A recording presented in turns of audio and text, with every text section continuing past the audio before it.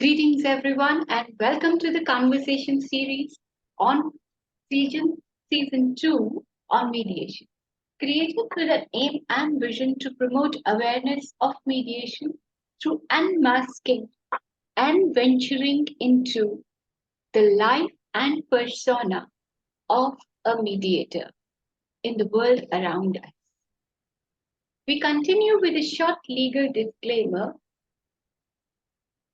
The views expressed herein are the personal perspectives of the speaker, and they may or may not represent the views of a larger professional community they belong to.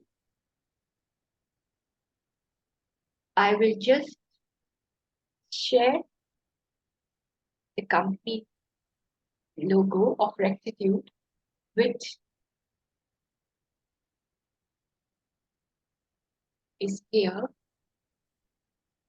So today we have a very special guest for the season 2, second season, and that is Lisa. But before that, let me just give a short legal disclaimer. The conversation series aim to provide a general overview and awareness of the subject matter involved and may not be construed as a legal or professional advice in any manner whatsoever. This session is being recorded for wide circulation. Let me introduce the guest speaker, very special and first guest on our season 2, that is Ms.Lisa Singh. Lisa is a professional mediator, management trainer, facilitator, coach, and intercultural communications expert who has devoted all her professional career to helping people communicate more effectively. Welcome on board, Lisa. It's a pleasure to have you here with us. Thank you. I'm so honored to be here. Thank you so much for inviting me. So, this session is going to be a little informal. It is an insight into the world of a mediator, the mediator as we know. And what I intend to ask you is what prompted you to be a mediator, how you ventured into it, and what goes on in the life of a mediator. It's your world. So, what is the world of Lisa Singh? It's a huge question. It's like, it's a funny thing. If I go back a little bit before I even became a mediator, and I was thinking about this earlier, I was thinking, okay, so I had a lot of experiences in I won't say youth, but, in my lifetime, living abroad and being married to someone from India. And that really made a difference in my life. So I think before I even tell the story about how I became a mediator, I wanted to give a little story about something that happened, and I recall this, that really emphasized for me the importance of listening. And so it was one of my first trips to India as a new bride, right back in the 70s. So Wow. a long time ago. I was saying that because if somebody says, I don't recognize Did you India, hear that? I'm like, Did you hear that? Sorry, I intruded. But then this is conversation. no, So no, we're informal. did you wear that I wore a traditional sari. dress? Traditional I dress wore a and all that? The chuda and I wore a sari, I covered my head, I had, the whole trappings, everything. I was a traditional Indian wife in a joint family. So our family had a farm out at Shakti Farm, which is now, it's in Uttarakhand now, but then it was still in Uttar Pradesh. And in this farm, there was a farm worker, lovely, lovely woman, who was always helping my sister-in-law. And she came from a Muslim background. I don't know if that makes a difference, but I include it in case it makes a difference in the story. And anyway, she had two lovely daughters who were 11 and 12 years old, beautiful girls. And we were out walking in the woods and talking. And then she said, my daughters are, we've arranged their marriage. They're going to get married with, I think, in the next 8 or 9 months. And of course, I was quite shocked. I'm like, oh, you're married. They're only little girls. They were little girls. And I couldn't imagine that. And she said to me, well, here's the thing. My husband is 70. I'm his second wife. And if he dies, I won't be able to marry these girls.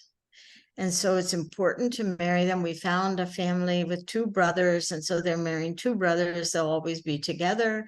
And they're well off. They're merchants in the town. And I thought about that, and it clicked for me. Like, that's a different perspective. I may not agree with it, but I understood. And that was my first lesson in listening, that people can have a very different perspective because their lives are different, because their realities are different, because everything else is different. So for me, that is an illustration of the beginnings of learning how to mediate. And so later, after my first husband passed away, I was thinking that I need to go back to school because I'm going to have to work and support my children. And so I was trying to discover what should I study. And there were two courses of study at the university, at Antioch University. One was intercultural communication, and the other was conflict resolution. I was interested in both, but I had no idea what should I study. And what happened then is that I was listening to the radio. There was a very dear friend of mine who was the radio announcer, Ruth Yellowhawk, who was a Native American, and she worked for NPR, the National Public Radio, and did this show. And she was interviewing this man named Sulil Bushrui, and he was quoting Khalil Gibran, and he could quote Wordsworth, anything. He was so inspiring to listen to. And it so happened when my husband was dying, he had read my daughter's book of Khalil Gibran, and he was quoting it. He was quoting those, to help us understand the dying process and what that was. And so when I heard those words, I was so inspired. So I called up Ruth Yellowhawk and I said, Ruth, you have to, tell me, who is this man? And she said, that's Jim Malarkey's father-in-law. Like, I don't know who Jim Malarkey is. But it so happened that he was the chair of the intercultural communication department at Antioch. So I called up Jim Malarkey. He invited me to tea. And I went to tea. I met his father-in-law, and at the tea, he's quoting Wordsworth, and he knew poetry just like that. One of the most inspiring gentlemen I'd ever had a tea with. And Jim was there, and I was like, I guess I have to study intercultural communication because for me, this is fate.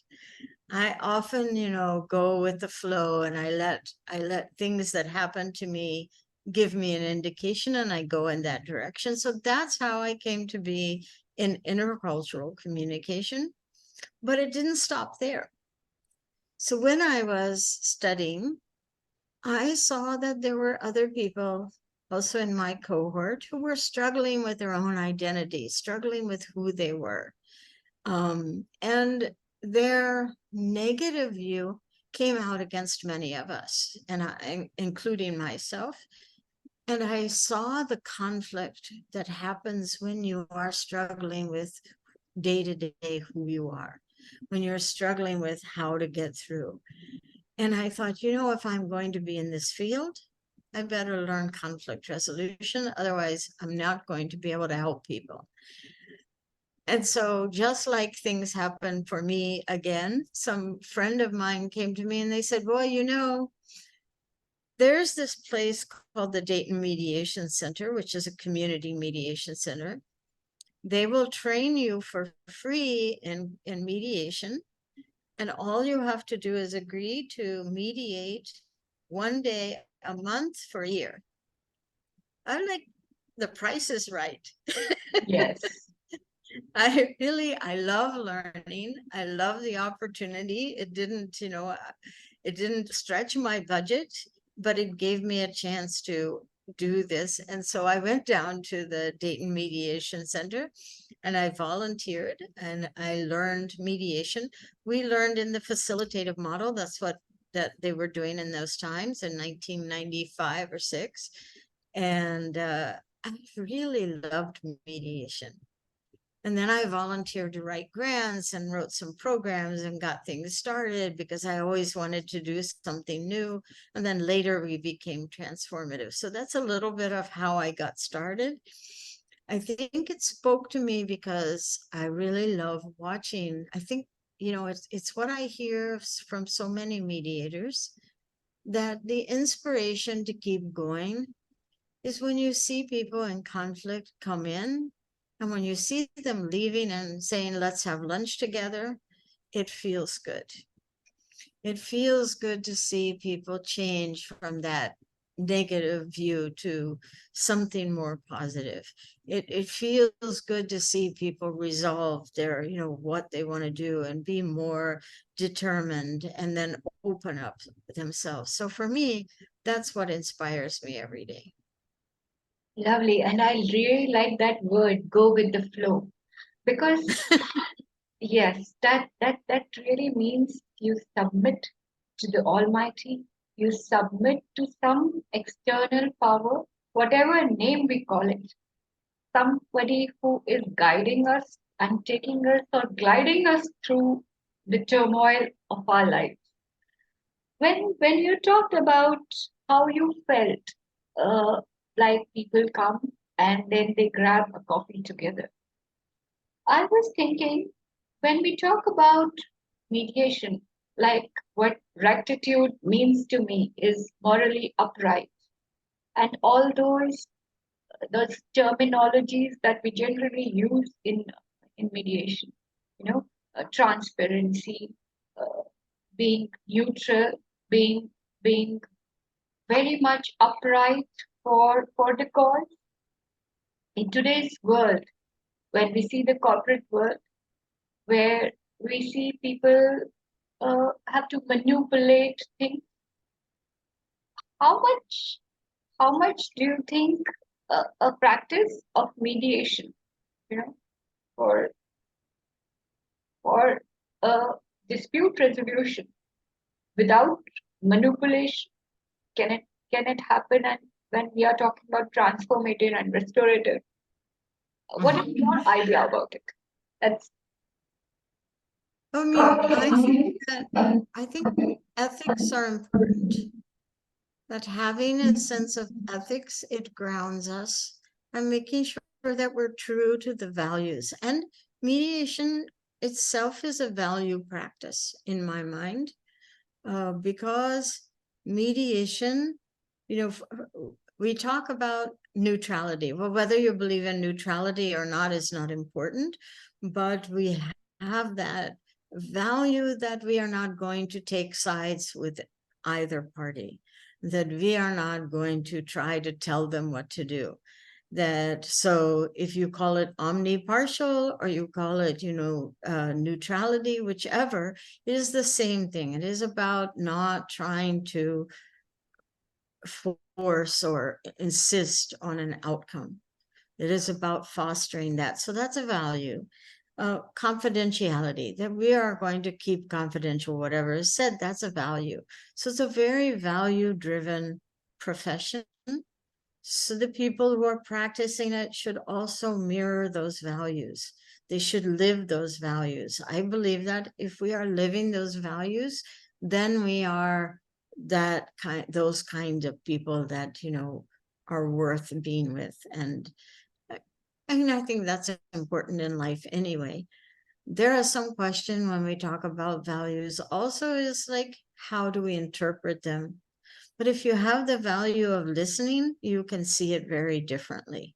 We were having a conversation. So I just recently went to because I'm on the board of National Association for Community Mediation. So I went to this conference and I was facilitating the table, and I heard different, aspects of whether, where mediation should be in terms of peace, and should mediators be the ones that promote peace. And there's always that discussion. Should we just be mediators and only, stay in our lane and be mediators?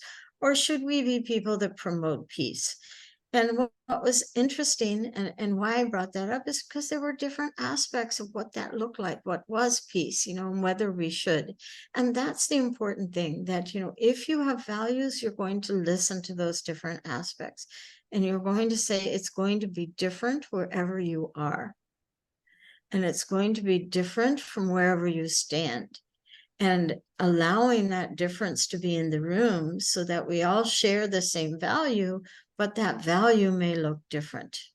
That's something that I have from intercultural communication as well, that you might share the same value, but you might have a different understanding of what that value means. And if you have a different understanding of what that value means, your behavior is going to be different around that. And so that sometimes we get conflict because we see the behavior and we're like, well, you don't value that. But when we have the conversation, we start to realize that, well, you do value it. You just think it's something else. You interpret it different. So, yeah. So, I mean, a simple example. Yeah. So a simple example is like family. Like, okay, what does it mean to be a family? So remember, I said, I had gone to see in a joint family. Well, family is very, very different. In my Indian relatives, it's a joint family. It's much larger with lots of different components. But in the US, I come from a smaller family. It's the nuclear family. It's the husband and wife, and you leave home, and you're related to those people, but it's not so. It was funny because my son, just the other day, I was telling him that my cousin Dave was going to come and have lunch with him. And he said, Mom, don't tell me that American cousin thing. Explain it in Indian terms, because I don't understand our relationship if you don't. I said, okay, you're Uncle Dave. If it was for an Indian family, he would be your uncle. He's like, okay, good. I got it now. So that relationship is different. And you could feel like if you're from this joint family that they don't value family at all, but you have to look at it differently. That's culture there. But that's culture. But culture isn't everything. We forget that. Even within the same culture, you have different, you live in a different town, or your family was different because your family came from different roots or different backgrounds. So those differences are there even within the same culture. And when you were talking about values and about dispute resolution, it just occurred to me how much important it is. Violence and peace. As you were talking about peace, it just struck me. When we talk about peace, it could mean different things to different people. What I'm trying to bring here is also going to help the younger generation who are in the colleges. Peace for some is winning in a litigation, and peace for some is through mediation into a relationship.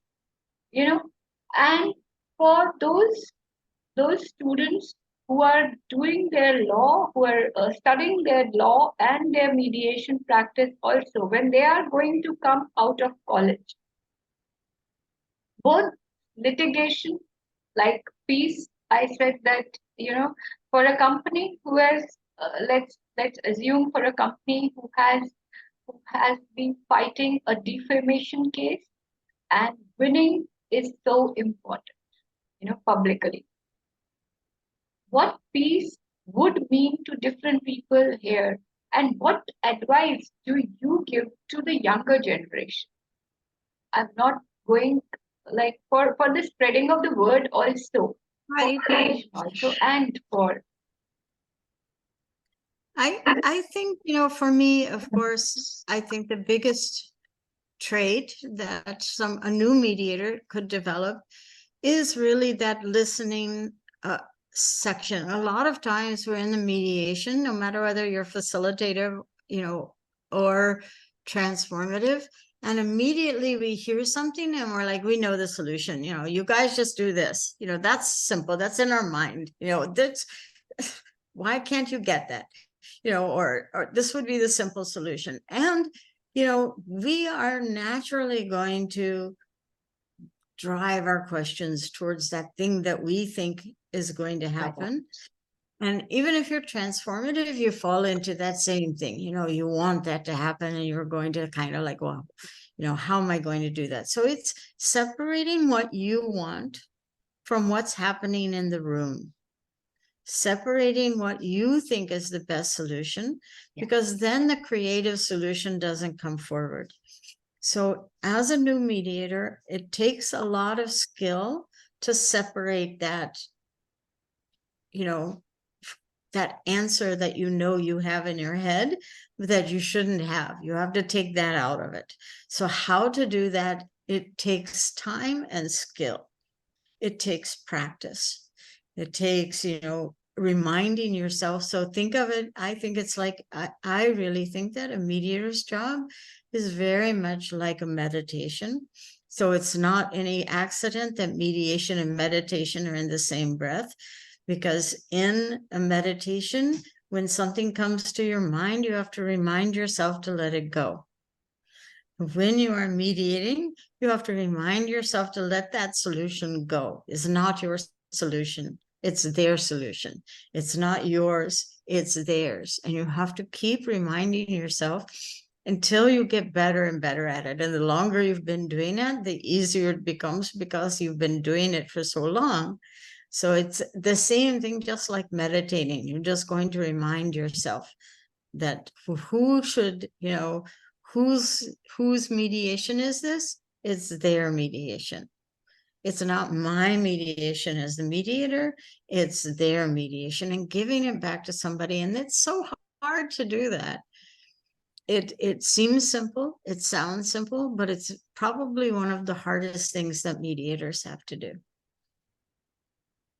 I think that sums the life of a mediator basically, because when we talk about it, that giving the baton in somebody's hand and not telling them that you will drop it, have the confidence to carry it forward, because it's actually your race, your life. I can only guide. That basically sums for the younger generation also, because training, I think, is very important.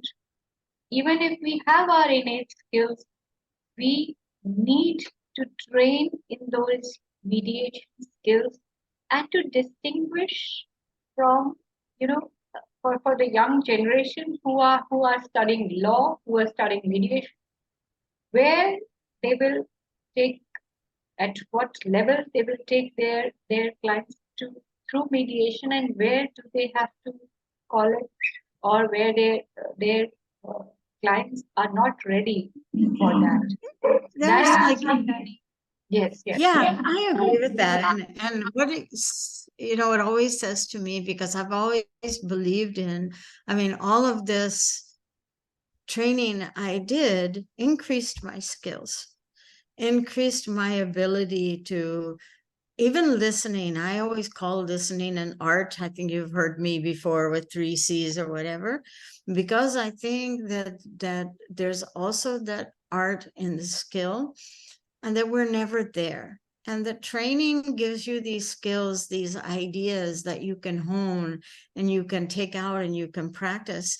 And I noticed also, like, again, I'm going to bring up this board meeting I was in. So it was great because the director, DG Mon, was talking about, he was talking about a process of how you can see where people are coming from. Like people come from different areas. So if somebody comes, for instance, from a power dynamic where they think power is important, and you know, and maybe they didn't hand in their paper yet, they're going to say, you know, well, you didn't give it to me. But if somebody comes from a communication pattern, they're going to say, well, you know, I didn't receive it. You know, I don't know what happened to it, but it didn't come in my mail. And then there are two others. I don't remember it. I'm not as eloquent as DT, but what I paid attention to was not just that he was imparting this thing, but that also all these seasoned mediators in the room leaned in and started asking questions. How does this look like? What does that look like? Because they all wanted to learn, because we not only learn from taking the classes. I will take any basic mediation class again anytime. I know other people like, I'm not going to take it. I already took it. I'm like, no, because no matter how many times I take it, I will learn something new. I'm always happy to volunteer to help in a training so that I can see the basic training again and see the perspective. Besides that, the field starts evolving. And if you don't keep taking training, you don't evolve with it. So it's so important to always be in the room. I'm the first person to be in the room for any kind of training, and I'm going to hear something different. Maybe I won't agree with everything, but that's okay too. You know, but I will look at it differently at a different perspective. And then the informal, just listening to one another, just like we did in the board meeting. We listened to some and we'll take it for a while. Maybe we'll try it on for size. Think we'll try that out, and maybe we'll throw it out later because it doesn't work, but that's okay, because that's how we all learn. We all learn that. We all learn by observing, by listening, by sharing, and that's how we have growth. And if we're all growing, you know, in a field, we're growing together, you know, no matter what perspective we come from. I feel like, you know, the more open we are to listen to one another, the better we are. That's really wonderful. And with that note, I should say thank you to you.